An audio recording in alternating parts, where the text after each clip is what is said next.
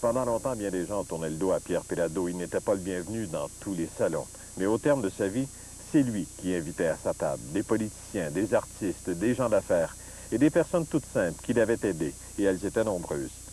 À chaque année, il organisait ici, dans son domaine, une immense fête, comme s'il voulait réaliser un rêve d'enfant. Et ce jour-là, il était heureux. M. Péladeau, chaque année, vous organisez un immense power où vous invitez des premiers ministres, des ministres, et ceux qui acceptent votre invitation sont presque obligés de venir vers vous avec une âme d'enfant. C'est comme un immense pack d'amusement. Oui, c'est ça. Pourquoi cette atmosphère d'enfance? D'abord, cette année, on était 1000, ou à peu près. Oui. Sur ça, il devait y avoir 600-700 membres québécois, même plus que ça, peut-être 800. Et il y avait aussi, on a invité aussi un certain nombre d'artistes qui avaient participé au Pavillon des Arts, qui étaient venus comme animateur. Alors, c'est un peu comme témoignage de reconnaissance. Si vous voulez venir, vous pouvez vous amuser. Et on essaie de faire en sorte que ça soit amusant. C'est toutes sortes de singeries. Et c'est automatiquement, pour apprécier ça, il faut avoir un cœur d'enfant. Parce qu'autrement, tu fais 5 minutes, tu fous le camp. Mais tout le monde participe, tout le monde reste longtemps. Ça reste tard. On finit ça par un immense feu d'artifice et c'est bien agréable. Vous avez la capacité de vous émerveiller. Vous avez mentionné le feu d'artifice. Un feu d'artifice qui vous émerveille. Un hélicoptère qui est une sorte de jouet pour vous. Vous vous émerveillez devant un enfant aussi qui s'émerveille également. Donc, à 72 ans, au moment où vos enfants sont peut-être là pour prendre la relève, est-ce que ça veut dire que ça vous permet, vous, de redevenir, en quelque sorte, un enfant? Je l'ai toujours été, parce que je me suis toujours amusé avec un rien, moi. J'ai du plaisir. La raison pour laquelle je continue à travailler, c'est que j'aime ça, parce que j'ai du plaisir. Alors, évidemment, à ce moment-là, je deviens un enfant. J'emmerde tout le monde. Au bureau, je les emmerde tous. Je fais le tour des filles, je vais voir les filles, je leur tire la pipe, je leur dis, qu'est-ce que tu as fait hier soir, tu as fait l'amour hier soir, puis tout ça de sottises. Ils aiment ça comme des petites folles. Ça, vous aimez taquiner? Oh, ben, je m'amuse follement. Mais le fait que vous ayez un enfant très jeune, par exemple, est-ce que ça aide à garder son âme d'enfant? Avez-vous... Je sais pas. Je pense pas que ça aide à garder son âme d'enfant. Je l'ai encore. Alors, je participe avec lui. Mais si vous redevenez un enfant, ou si vous retrouvez, ou si vous n'avez jamais perdu votre âme d'enfant, aujourd'hui, à l'âge que vous avez, au moment où vos enfants sont là pour prendre la relève, est-ce que vous leur laissez de la place? Oui. D'ailleurs, tous les deux sont en poste de commande, sont en poste très, très important. Mais je prends mon temps, travaille aussi longtemps que je ne serai pas assuré qu'ils sont capables de prendre la relève. Malgré qu'ils sont presque, en fait. S'ils avaient refusé de vous suivre, de se retrouver dans l'Empire québécois, dans l'Empire Péladeau, devrais-je dire, qu'est-ce que vous auriez fait? Je ne sais pas. Je ne sais pas, c'est hypothétique. Auriez-vous vendu à des Américains, non, comme beaucoup de gens le font, au terme de leur vie, ou... Non, pas moi. Pas moi. Pourquoi? Parce que je l'ai regardé au Québec. C'est une entreprise qui appartient au Québec. Elle appartient pas aux Américains. En fait, on a beaucoup d'usines aux États-Unis. On a une quarantaine d'usines. En fait, on a plus d'usines aux États-Unis qu'on a ici. J'aimerais qu'on revienne un peu sur ce rapport que vous avez aux êtres. Vous donnez de votre argent. On en a parlé précédemment. C'est facile. C'est facile. Oui, c'est bon. Mais vous donnez aussi de votre personne. Oui, vous avez accueilli beaucoup de gens dans votre maison. Ah, ici, vous avez comme... Votre maison est une sorte de refuge. Oui, un temps, oui. Qu'est-ce qui fait que Pierre Péladeau accueille des gens comme ça? Pourquoi? Parce que je l'ai, mais les autres n'ont pas. Alors, je partage, c'est tout. C'est pas vraiment compliqué. Mais comme tout ce que vous m'avez expliqué depuis le début, vous avez souvent fonctionné par intérêt. C'est-à-dire, peut-être que là, vous jouez un jeu en refusant de dire que vous l'avez fait totalement par gratuité. Non, pas vrai. Je ne l'ai pas fait uniquement par gratuité, non. C'est dire ça serait faux. Je ne dirais pas de fausseté, c'est faux. Et je ne crois pas que qui que ce soit le fait par gratuité. J'ai plusieurs maisons, moi, où on s'occupe de réhabiliter les alcooliques. Bon. Oui. Donc, par exemple, la maison Évry sur le lac, et puis, etc. Oui. Mais les gens qui sont là, ils ne vont pas là gratuitement. Ils sont payés pour être là. C'est personne qui est gratuit. Pas du tout. Le cuisinier est payé, tout le monde est payé. Moi, je ne suis pas payé, c'est moi qui paye. Oui. Bon, ben aujourd'hui, je ne paye plus parce que ça fonctionne tout seul, ça roule tout seul. Mais je l'ai payé longtemps. Alors, tout ça pour dire qu'on a tous un intérêt. C'est pas clair que l'autre roche. Bon, ben, revenons. Quel intérêt avez-vous, par exemple, d'avoir aidé un centre pour femmes, d'avoir aidé un centre pour alcooliques? quel intérêt, si ce n'est celui de la joie de dire quelqu'un me sera reconnaissant de quelque chose? Est-ce que c'est ça? Non, non, pas du tout. À ce moment-là, quel intérêt Il vous n'y a avez? pas d'intérêt dans ça. Sauf que moi, je peux le faire, eux autres n'en ont besoin. Alors, je fais en sorte d'apporter mon aide, c'est tout.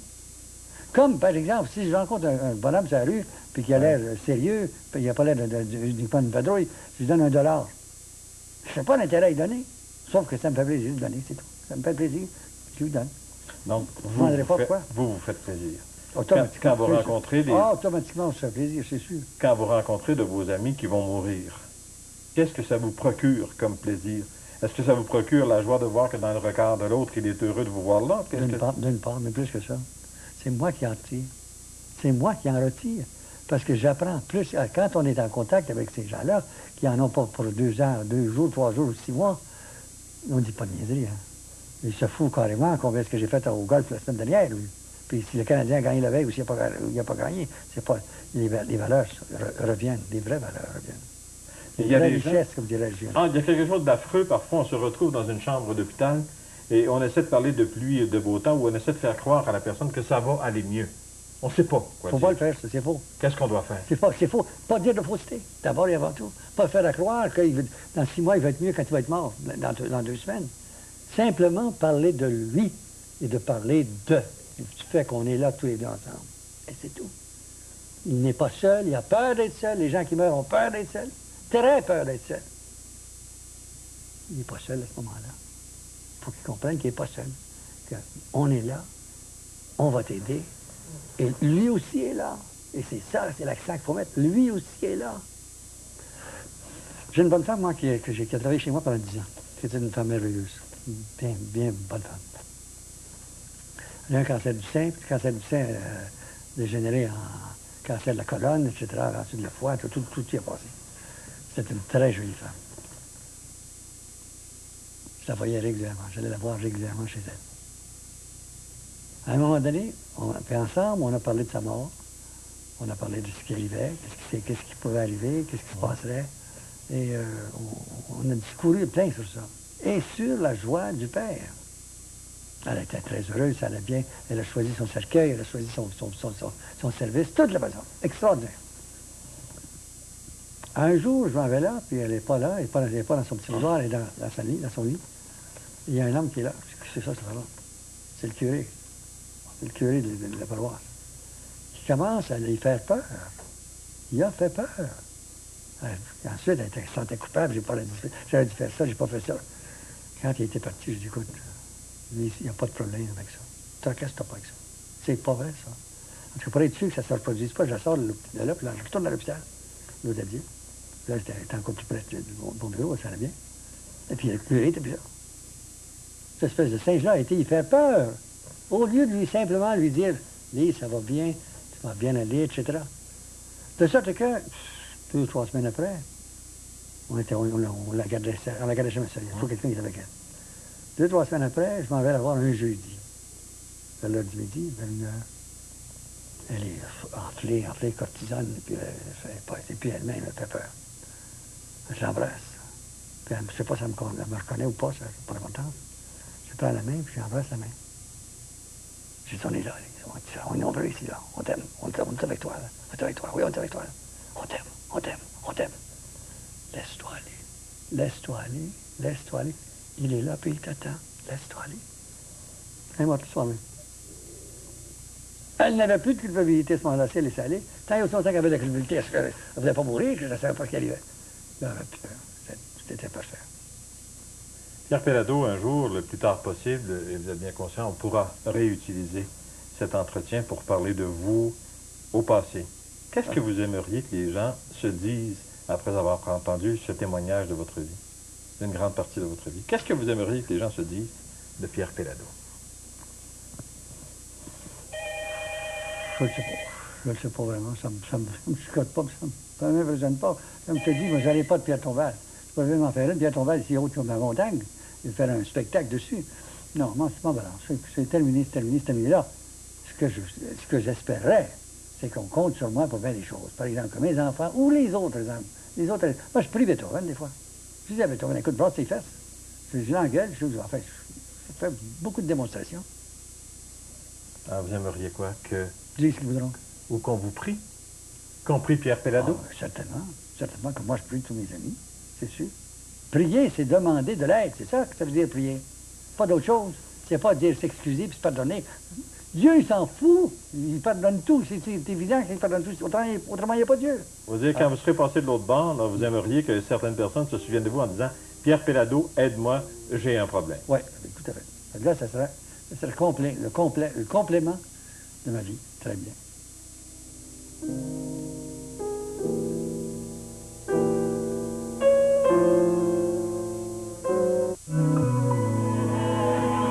Il y a longtemps qu'on est habitué à avoir des images qui viennent d'un peu partout. Ce qui est important, c'est de ne pas banaliser ces choses-là.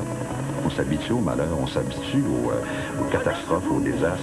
Il faut justement apporter un sens à ces événements-là.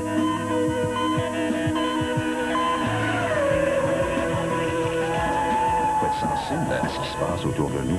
Bernard de Rome anime la revue nationale et internationale jeudi 19h sur RDI. Chers téléspectateurs, j'ai le plaisir, au nom des représentants et employés de l'Industrielle Alliance, compagnie d'assurance sur la vie, de vous souhaiter de très joyeuses fêtes. Nous sommes fiers d'être associés au réseau de l'information depuis sa naissance et heureux de confirmer que l'Industrielle Alliance sera à nouveau partenaire de l'émission Capital Action en 1998. Bonne année à tous. L'Industrielle Alliance, votre partenaire de confiance. Votre concessionnaire Chrysler est heureux de vous faire profiter d'une remise supplémentaire de $500 sur tous les véhicules 97 et 98 durant la célébration Chrysler de fin d'année. Nous célébrons notre 3e année consécutive de vente record en vous offrant $500 de remise additionnelle sur les Néons, les Jeeps, les camions Dodge, les Stratus et Breeze et les mini-fourgonnettes les plus vendues au pays. $500 de remise s'ajoutant à toutes les offres déjà existantes. Faites vite, la célébration Chrysler se termine le 3 janvier. Au nom de la direction des entreprises Microtech et de ses filiales, je désire souhaiter un joyeux Noël et une bonne année 1998 à tous nos clients et employés. À vous toutes et à vous tous, une année remplie de bonheur et de sécurité au foyer. La famille, l'avenir, le monde. Qu'en pense-t-il? C'est à Marina Orsini qu'ils diront la vérité. Parole d'enfant. Une émission spéciale, dimanche 22h sur RDI. Pierre Péladeau l'a dit, il n'avait pas peur de la mort. Mais jusqu'à la fin, il a cherché à transmettre à ceux qui l'entouraient toute sa passion. À ses enfants qu'il voulait rejoindre différemment. À ceux qu'il aidait, ils sont nombreux. À toute une société qu'il aimait.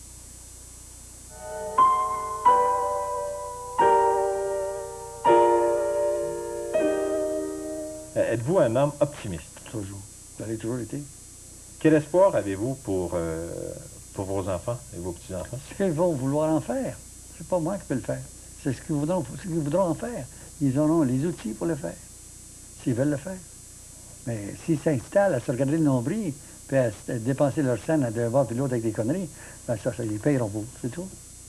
Votre plus grande découverte dans votre vie? La foi. La foi, évidemment. La foi. Votre plus grande peine? D'avoir perdu bien des années dans lesquelles j'aurais pu être plus valable. Votre plus grande joie?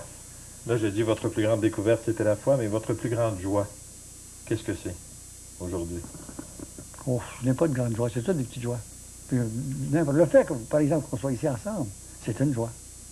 C'est pas une grande joie, parce que les grandes joies, pour moi, ça n'existe pas. Une petite joie agréable. Et j'ai des choses comme ça. Quand je prends ma voiture, puis je m'en vais à Sainte-Adèle, ben, c'est une joie. Vous direz que vous avez le bonheur facile. Ah ben oui. Ah ben oui, certainement. Ben oui, c'est parce que je sais apprécier ce que j'ai. Il y a un tas de gens qui... Avec tout ce qu'on a, avec tout ce que vous avez, ouais, c'est peut-être facile. Très bien. Mais, par exemple, des femmes comme Marilyn Monroe avaient pas mal de choses. Hein. Pas la plus belle femme qui était de son époque. Elle s'est suicidée. Martine Carole, en France, était très belle aussi. C'est de la Marilyn Monroe française. Elle s'est suicidée. Mais vous avez déjà pensé au suicide? Pas pour ça. Moi, je ne parle pas du suicide. Moi, je veux débarrasser à ce moment-là, pas du suicide. Parce que je ne veux pas imposer ma présence à d'autres. Mais à un moment donné de votre vie, avez-vous déjà pensé au suicide? Oui, oui. Qu'est-ce qui vous a... Avant mon... Je ne sais pas. Je ne sais pas ce qui m'empêchait de le faire. Je ne sais pas.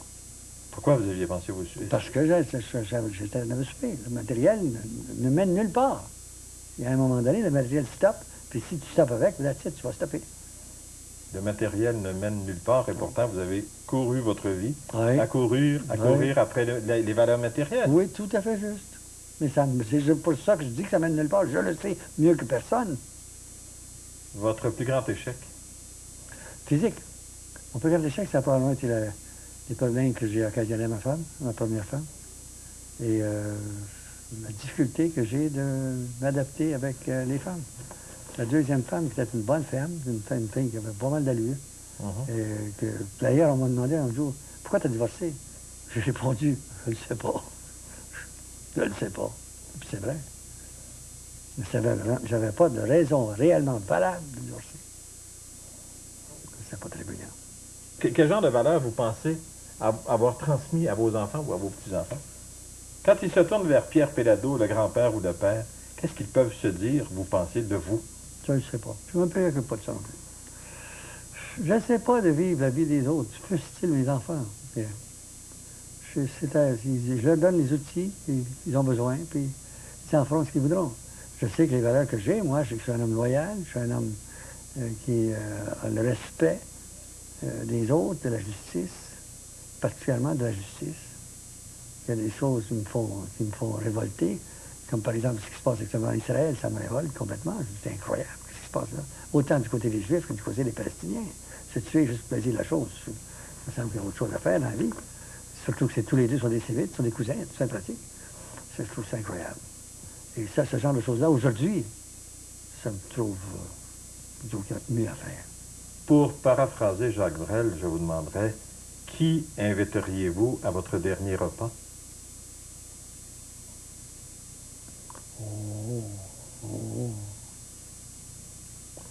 Il y a beaucoup de monde. Beaucoup de monde. Ce ne serait pas juste 2 ou 3 personnes. Un gros power? Ah oui, ce serait un gros power, certain. Qu'est-ce que vous changeriez à votre vie? Si vous aviez le choix. Question hypothétique, bien sûr. Qu'est-ce que je changerais? Oui. De me préoccuper peut-être un peu plus des détails. Je ne me suis jamais préoccupé des détails, moi. J'ai toujours laissé ça à d'autres. Et souvent, c'était une erreur. J'aurais dû m'en occuper davantage, et moi-même, pour bien préparer le terrain. Alors, ce serait à peu près ça. Cultiver les fleurs de votre jardin vous-même, peut-être, plutôt que de les laisser au jardinier? Non, parce qu'il y a trop de maringouins ici. Avez-vous réussi votre vie? J'ai réussi dans la vie. Et aujourd'hui, j'ai réussi la vie. Aujourd'hui, oui.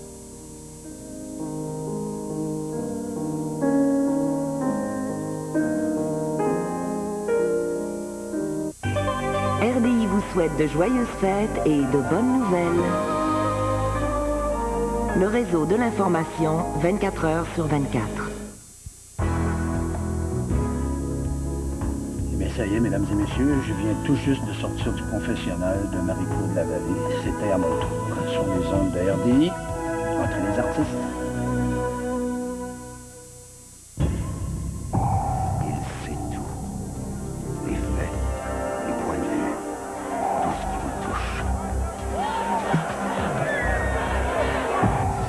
De l'information, 24 heures sur 24. RDI, c'est des gens qui me respectent dans mon salon. Puis ça, c'est important. C'est le texte, c'est la profondeur, c'est la pertinence des questions qui sont posées. Je suis bien à RDI. J'aimerais ça que tout le monde s'ouvre plus aux différences.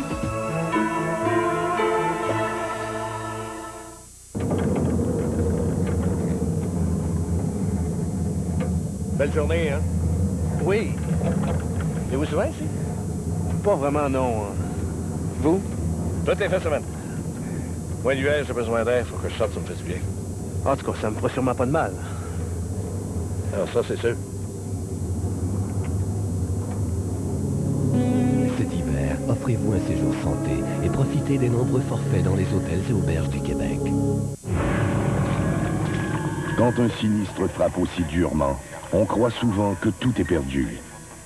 Mais Steamatic est là pour restaurer vos biens et ramener rapidement la douceur au foyer. De nombreuses compagnies d'assurance font appel aux spécialistes Steamatic pour nettoyer les dégâts d'eau et de fumée. En cas de malheur, vous aussi pouvez compter sur nous 24 heures sur 24. Steamatic, les premiers à appeler après les pompiers. Les manchettes, présentées par les fonds communs GT Global.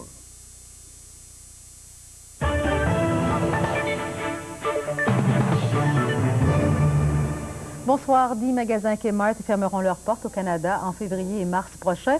Au Québec, Kmart fermera ses succursales de Granby et de Rimouski. Plus de 750 employés perdront ainsi leur emploi, dont près de 120 au Québec. Les taux hypothécaires à court terme vont augmenter à compter de demain. Il s'agit de la 4e augmentation en un peu plus d'1 mois. Le taux fixe pour un an s'établit à 6,65 %.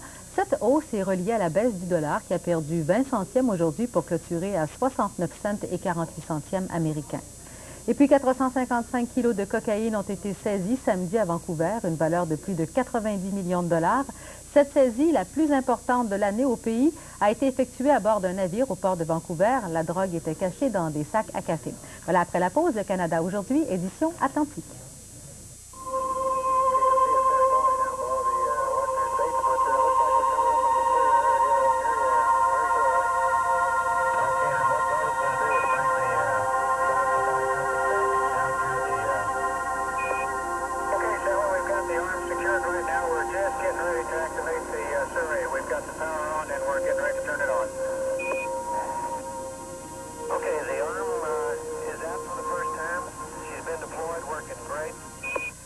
Ah, l'ère de l'information.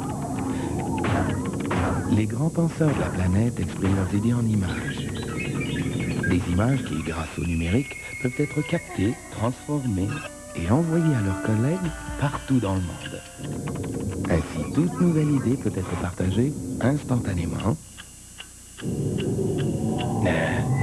Ou pas. Image Anywhere de Canon. Un tournant décisif pour le travail numérique.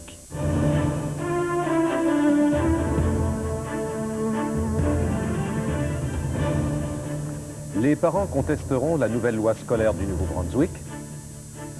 Achat de Noël, les consommateurs mettront jusqu'à 6 mois à rembourser. En Nouvelle-Écosse, les coûts élevés du foin forcent les agriculteurs à vendre leurs animaux.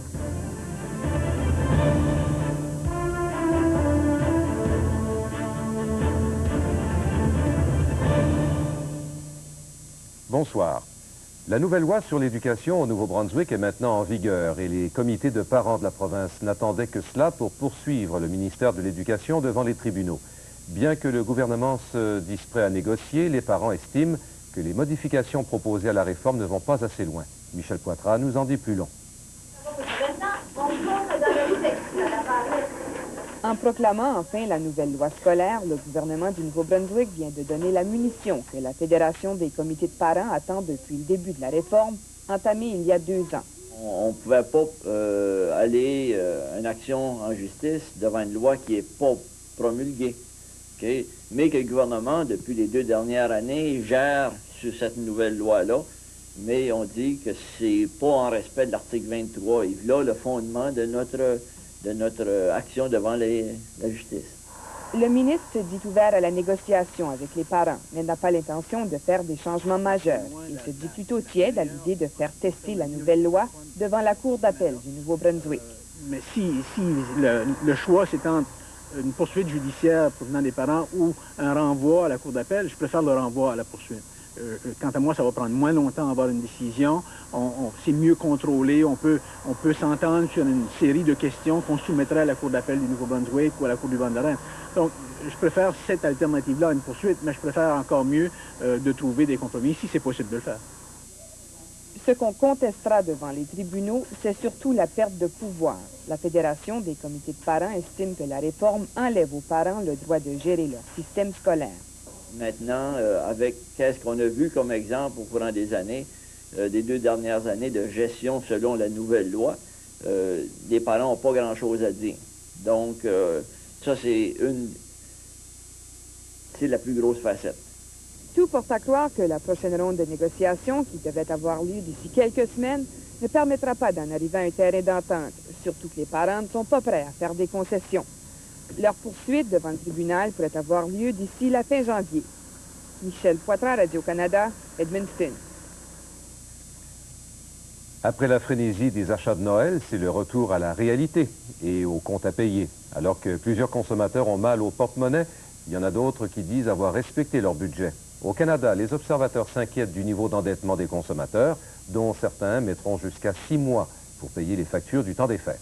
Le journaliste Michel Knox s'est baladé au centre commercial Place Champlain à Dieppe, au Nouveau-Brunswick, où il a rencontré des consommateurs plutôt prudents. Parmi les chasseurs d'aubaine dans ce centre commercial, il y en a certains qui se retrouvent avec une gueule de bois financière. Un sondage national démontre que les Canadiens et les Canadiennes auront dépensé 1 200 $ en moyenne cette année en se préparant pour les fêtes. Jacques Ouellette n'a pas accumulé d'autres dettes, mais il a subi un choc lorsque les factures pour les cadeaux de Noël ont dépassé le cap des 500 $. Ça s'accumule vite, les dépenses. Le total... Ça vous a surpris? Oui, le grand total m'a surpris beaucoup. Vous n'attendiez pas à voir ça?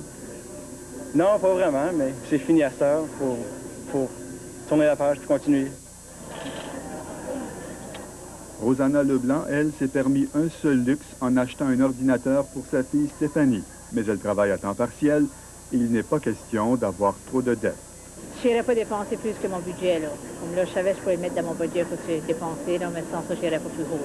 Le vouloir et le besoin de faire plaisir pour certaines familles, ça a des conséquences assez néfastes. Le directeur général du service à la famille Nipisiguit constate que certains ménages croulent littéralement sous des dettes et les achats du temps des fêtes ne font qu'ajouter au fardeau. Roland Godin s'inquiète des conséquences sociales de cet endettement. Proportionnellement, je ne vois pas moins de conséquences que le phénomène soit de drogue ou d'alcool ou de dépendance. Peut-être qu'on va dire, là, tu y vas un peu fort, là, mais la pression sur la famille, sur les familles que ça fait. Avec la naissance de la petite Alexandra, Carole Derry et sa mère Carmel Duguay ont retrouvé le sens véritable de Noël en achetant moins de cadeaux et en mettant l'accent sur les retrouvailles. Ça vaut la peine parce que finalement, c'est l'esprit de Noël qui est important. C'est pas le fait de donner un cadeau puis de recevoir, c'est plutôt l'idée puis d'être ensemble. Entre-temps, même si Noël est passé, le tourbillon continue pour les chasseurs d'aubaine. Michel Nog, Radio-Canada, Dieppe. La chaîne de magasins à rayon Kmart fermera 10 magasins à travers le pays au cours des 3 prochains mois, mettant ainsi à pied 1200 employés. En Atlantique, 2 succursales seront fermées.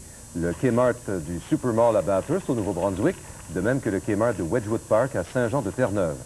Selon un porte-parole de la compagnie, les magasins qui cesseront leurs activités n'étaient pas rentables.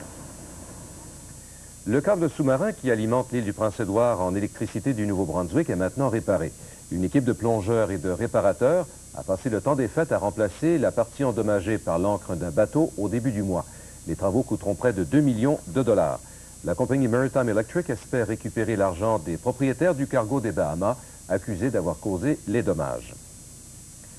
Les marchés de bétail sont des lieux fort fréquentés depuis quelques mois en Nouvelle-Écosse.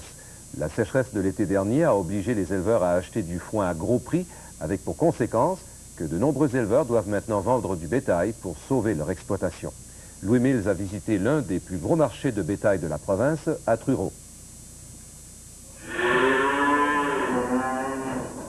Séjour d'encan au marché de bétail de Truro. Un nouvel arrivage de jeunes bœufs tentera de trouver propriétaire. Les encans ont lieu une fois par semaine et depuis le début de l'automne, les enclos sont toujours pleins. De nombreux fermiers en Nouvelle-Écosse sont acculés à un choix difficile, vendre du bétail ou faire faillite. La plupart choisissent évidemment de se départir de quelques bêtes pour sauver leur exploitation. Les acheteurs sont moyennement nombreux et ils sont plus ou moins intéressés. Ils sont eux aussi fermiers pour la plupart. Ils ont eux aussi souffert de la sécheresse, quoiqu'à un degré moindre que certains de leurs confrères, parce qu'ils disposaient d'une marge financière. William Hiltz exploite une ferme laitière. Normalement, il coupe suffisamment de foin pour subvenir à ses besoins, mais cette année, il a dû en acheter. Malgré tout, il achètera une vache parce que les prix sont bons. Les bêtes se vendent cette année pour la moitié de leur prix habituel. La situation des producteurs de bœufs est plus difficile selon leur porte-parole, Frank Foster. L'industrie est petite, quelques 30 000 têtes de bétail en tout, et depuis 2 ans, elle bénéficie très peu, selon lui, de l'aide gouvernementale, au contraire de l'industrie laitière. La sécheresse, selon Frank Foster, pourrait être le coup fatal. Le cheptel bovin a diminué de 30% en Nouvelle-Écosse depuis 2 ans. Sécheresse ou pas, Frank Foster croit que la liquidation va se poursuivre, à moins que la province commence à s'intéresser un peu à l'industrie bovine. Louis Mills, Radio-Canada, Truro. Une femme de Moncton, au Nouveau-Brunswick, accusée de voies de fait graves, a été remise en liberté et devra recomparaître en cours le 7 janvier pour enregistrer son plaidoyer. Marie Doucette, 45 ans, aurait tenté de poignarder son conjoint, Lloyd Musher. Il a été hospitalisé pour soigner plusieurs blessures. Marie Doucette a promis à la cour de ne pas revoir son conjoint et de s'abstenir de consommer de l'alcool et des drogues. À l'île du Prince-Édouard, le chantier naval East Isle Shipyard de Georgetown semble désormais promis à un bel avenir. Le chantier, qui appartient aux intérêts Irving, tente de se spécialiser dans la fabrication de remorqueurs et s'est récemment équipé d'un nouveau hangar qui permet, en travaillant à l'abri, de produire plus vite et moins cher. Le reportage de Jean-Albert Maire.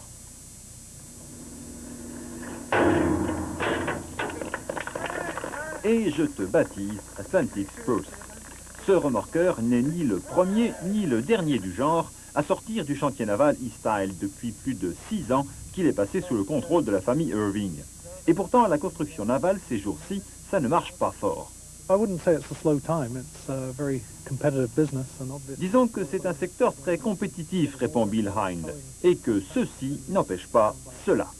On n'a pas arrêté en cours, ça fait environ 7 ans. Puis on travaille des fois 6 jours par semaine. On a environ 150 hommes pour environ 6 ans de temps. Il faudrait que je dise que ça marche très bien. 2 remorqueurs du même genre ont récemment été vendus en Europe et leurs propriétaires les trouvent fantastiques.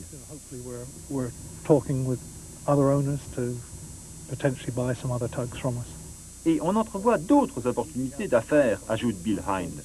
Ce qui est remarquable, c'est que ce remorqueur est le premier à avoir été achevé à l'intérieur de ce nouvel atelier modulaire, d'où un gain de temps proche de 50% et un gain d'argent. C'est vraiment un gros point d'improvement. We've obviously started an assembly line, and the more we can build, the cheaper our costs will be. Nous avons commencé une production en chaîne, et plus nous en ferons, moins ils seront chers, ajoute M. Hind. 2 remorqueurs semblables seront construits d'ici mai, et ensuite, il faudra que de nouveaux clients se manifestent, car jusqu'à présent... Notre plus gros client, c'est l'Irving. On a bâti un bateau pour les Coast Guard, environ 5 ans passés. À part ça, tous les contrats, c'était des contrats pour Irving. Plus de 160 personnes travaillent au chantier naval East Isle. Jean-Albert Maire, Radio-Canada, Georgetown. Le couvent Notre-Dame du Sacré-Cœur de Moncton, au Nouveau-Brunswick, pourrait bien être démoli d'ici l'été prochain. La congrégation des religieuses de Notre-Dame du Sacré-Cœur, qui est propriétaire de l'édifice, ne possède pas le $1 million nécessaire pour rénover le couvent. L'édifice pourrait donc être vendu et la vingtaine de religieuses qui y habitent devraient déménager. La cathédrale de Moncton, située juste à côté du couvent, songe à acheter l'édifice pour le démolir et faire de la place pour un terrain de stationnement. Le sort du couvent, je dis bien, sera déterminé au cours des prochaines semaines. Le nouveau Parti démocratique en Nouvelle-Écosse demande au vérificateur général de la province d'enquêter sur la façon dont le gouvernement efface les prêts des compagnies. La province a effacé une dette de près de 18,5 millions de dollars lorsqu'elle a vendu les chantiers navals d'Halifax aux intérêts Irving en 1994. Le chef néo-démocrate Robert Chisholm croit que le gouvernement devrait être obligé d'expliquer pourquoi il efface les prêts des compagnies. Le chef par intérim du Parti conservateur de Terre-Neuve, Loyola Sullivan, ne sera pas candidat lors du prochain congrès de direction.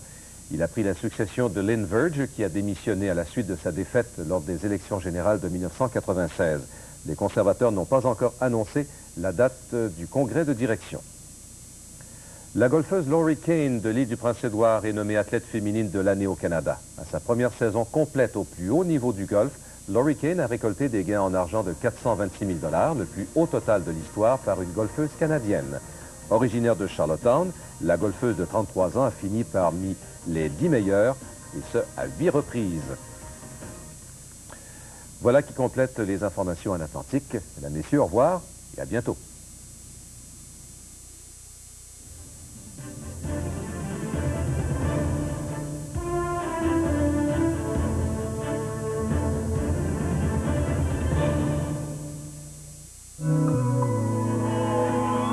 Il y a longtemps.